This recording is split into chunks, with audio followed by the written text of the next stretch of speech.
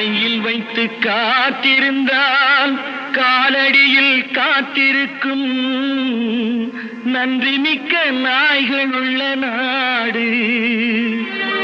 இதில் சொந்தமின்றி பந்தமின்றி வந்த வழி நினைவுமின்றி பிள்ளைகளும் பிறந்திருக்கும் வீடு.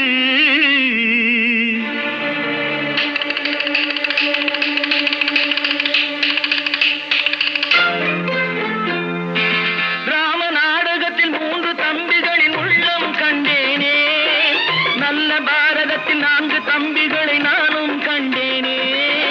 ராம நாடகத்தில் 3 தம்பிகளின் உள்ளம் கண்டேனே, நல்ல பாரதத்தில் 4 தம்பிகளை